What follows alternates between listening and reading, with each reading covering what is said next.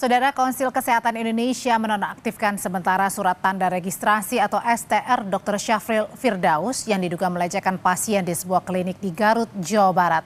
STR penting bagi tenaga kesehatan untuk melaksanakan pelayanan kesehatan. Nah, untuk itu MDP sudah melakukan investigasi ke lapangan karena harus ditangani oleh Majelis Disiplin Profesi.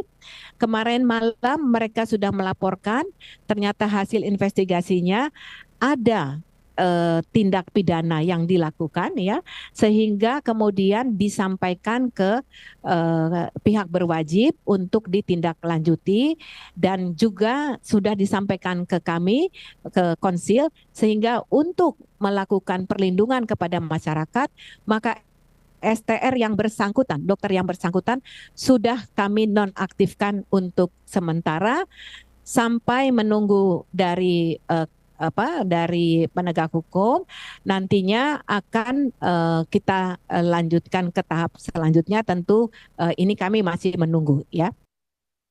Usai ditetapkan sebagai tersangka, lalu bagaimana perkembangan kasus pencabulan yang dilakukan dokter kandung di Garut? Apakah ada korban baru yang telah melapor kembali? Kita sudah bergabung sore hari ini dengan jurnalis Kompas TV Fida Alatas dan juru kamera Reza Pratama. Fida, kalau dokter kandungan ini sudah ditetapkan sebagai tersangka, apakah terkait dengan korban ini ada tambahan lagi korban yang akhirnya berani untuk melapor ke polisi?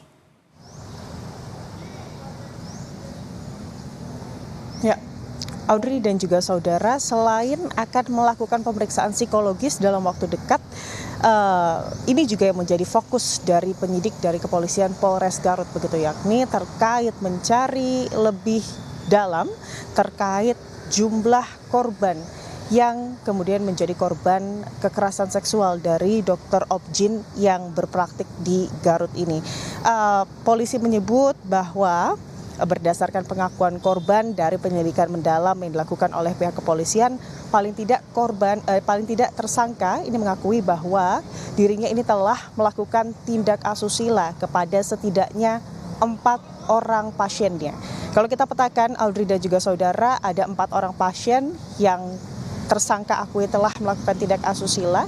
Itu artinya pasien yang pertama atau korban yang pertama ini adalah korban yang saat ini telah membuat laporan resmi secara tertulis ke pihak kepolisian, yakni korban yang dilakukan tindak asusila dengan kemudian modus pemberian vaksin atau layanan vaksin secara pribadi, begitu Audrey dan juga saudara.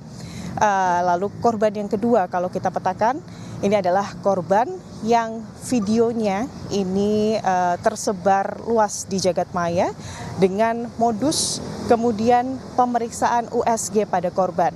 Yang mana hingga saat ini Audrey dan juga saudara, korban yang videonya ini tersebar di jagat maya tersebut masih belum berkenan untuk melaporkan tersangka begitu ya, atau membuat laporan terkait kasus ini kepada kepolisian dengan alasan privasi.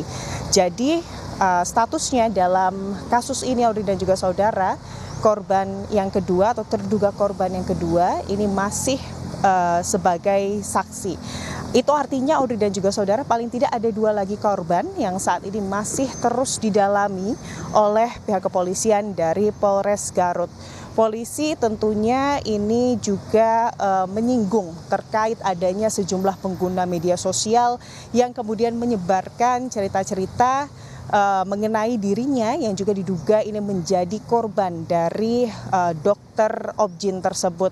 Ini yang didorong oleh kepolisian adalah pihak-pihak yang kemudian membagikan ceritanya di media sosial ini untuk bisa melapor ke posko pengaduan yang ada di Polres Garut begitu ya, ataupun bisa melapor melalui hotline yang tersedia oleh pihak kepolisian.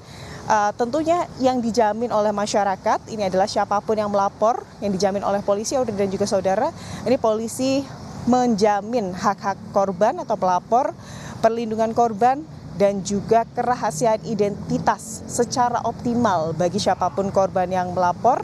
Ini tentunya didorong oleh kepolisian agar penyidikan dari kasus ini bisa dilakukan secara tuntas begitu Audrey dan juga saudara.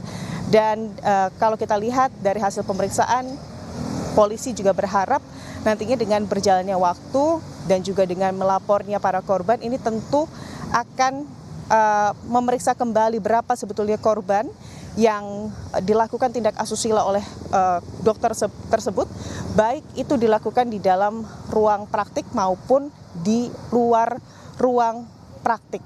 Ini tentunya Audrey dan juga saudara, kalau tadi kita mengutip dari pihak kepolisian memang bukan menjadi hal yang mudah atau ini adalah hal yang sensitif bagi korban dari tindak kekerasan asusila. Karena melapor tindak asusila yang kemudian ia terima, itu artinya mereka berhadapan dengan stigma masyarakat yang saat ini memang masih negatif begitu ya terhadap korban tindak asusila. Tapi tentunya yang diperkuat oleh kepolisian, dorongan yang kemudian dukungan begitu ya yang diberikan oleh pihak kepolisian agar para korban ini dapat melaporkan tindakan tersebut. Paling tidak ada beberapa fungsi, diantaranya untuk penyidikan. Ini tentunya untuk mengkonstruksi kembali, menambah kembali pasal-pasal yang mungkin bisa menjerat pelaku atau tersangka. Di antaranya jika kemudian nanti pelapor atau korban ini terbukti lebih dari satu, paling tidak polisi atau penyidik ini bisa menambahkan pasal pemberat, pasal pembuatan berulang. Lalu diharapkannya dengan kemudian korban kompak melapor ini bisa memberikan efek jera bagi pelaku dan juga siapapun predator seksual yang ada di luar sana, Audrey. Polisi terus mendorong para pasien yang merasa menjadi korban pelecehan dokter kandungan di Garut, Jawa Barat untuk segera melapor agar penyelidikan bisa dilakukan segera oleh polisi. Terima kasih laporannya Fida Alatas, jurnalis Kompas TV.